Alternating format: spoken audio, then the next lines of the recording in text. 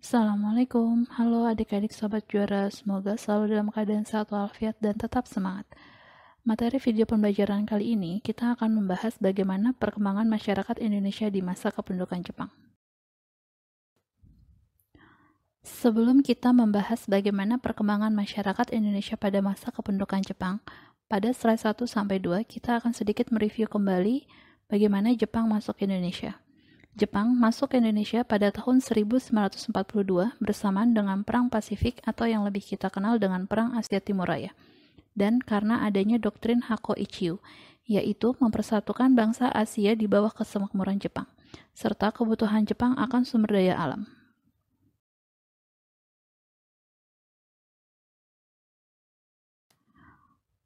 Pada tanggal 10 Januari 1942, Jepang masuk pertama kali ke Indonesia, tepatnya di Pulau Kalimantan Timur, yaitu Kota Tarakan.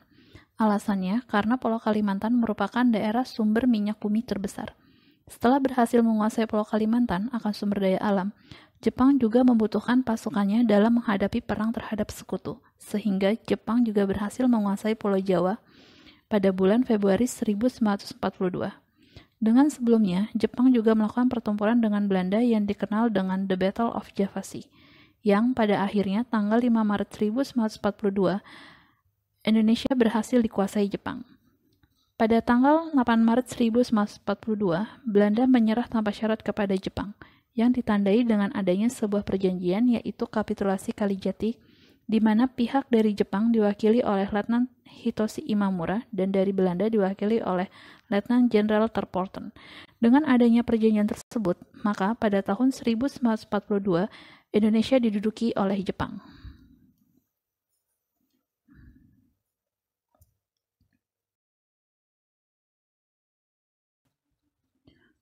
Lalu, bagaimana perkembangan masyarakat Indonesia ketika Jepang berhasil menduduki Indonesia?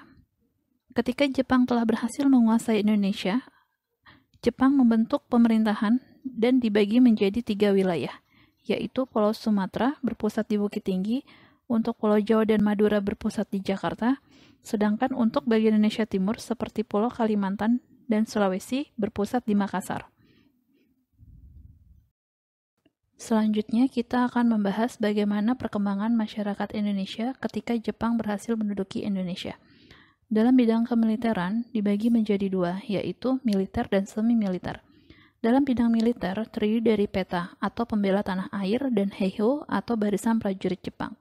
Sedangkan dalam bidang semi-militer terdiri dari seinedan atau barisan pemuda, susintai atau barisan pelopor, keibodan atau barisan pembantu polisi, dan fujinkai atau barisan wanita, dan masih banyak lainnya. Next, kita ke slide berikutnya. Ketika Jepang telah berhasil menguasai Indonesia, Jepang pertama kali menarik simpati rakyat Indonesia dan melakukan segala perubahan di segala bidang, baik bidang militer, politik, ekonomi, sosial budaya, pendudukan, serta pendidikan.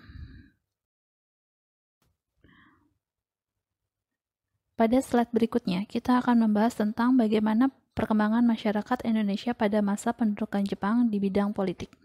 Pada bidang politik, untuk menarik simpati rakyat, pada waktu itu Jepang membentuk suatu ormas atau yang lebih kita kenal dengan propaganda, yang terdiri dari pada tahun 1942 Jepang membentuk gerakan 3A, yaitu dengan simbolnya Nippon Cahaya Asia, Nippon Pelindung Asia, dan Nippon Pemimpin Asia, yang diketuai oleh Mr. Samsudin.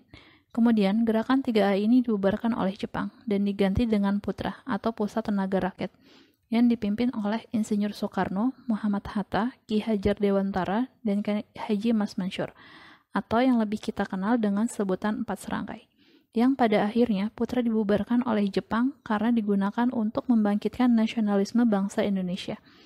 Kemudian, dibentuklah Jawa Hokokai, yang dipimpin langsung oleh Gun Saikan. Pada tahun 1943, dibentuklah MIAI atau Majelis Islam ala Indonesia. Dan organisasi MIAI tidak dibubarkan, tetapi diubah menjadi Masyumi atau Majelis Syuro Muslimin Indonesia.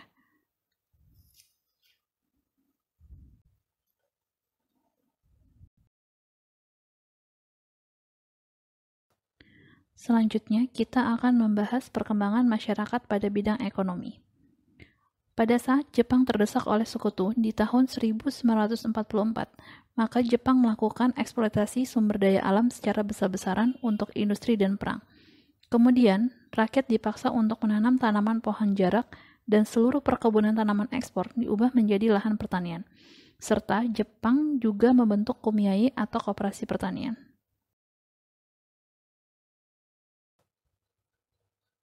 Next, kita lanjut ke perkembangan masyarakat Indonesia pada masa pendudukan Jepang dalam bidang sosial dan kependudukan.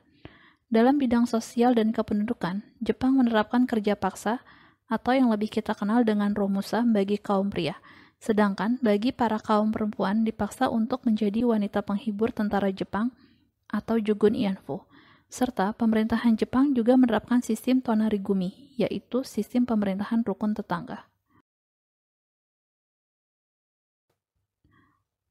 Adapun perkembangan masyarakat Indonesia dalam masa kependudukan Jepang dalam bidang budaya, yaitu rakyat Indonesia wajib menggunakan bahasa Indonesia sebagai bahasa pengantar dalam sekolah, dan adanya penyebaran kebudayaan Jepang seperti sekere dan lagu Kimigayo, serta pemerintahan Jepang juga membentuk Keimin Bunkashi Doso sebagai wadah perkembangan kesenian bagi rakyat Indonesia.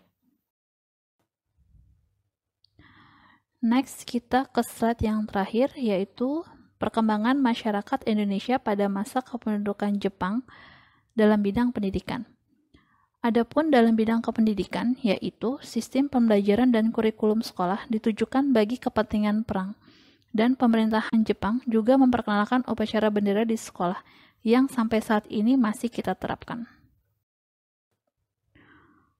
Oke, sahabat adik-adik juara, semoga materi pembelajaran kita hari ini dapat dipahami dan dimengerti. Mohon maaf atas segala kekurangan dan terima kasih. Wassalamualaikum warahmatullahi wabarakatuh.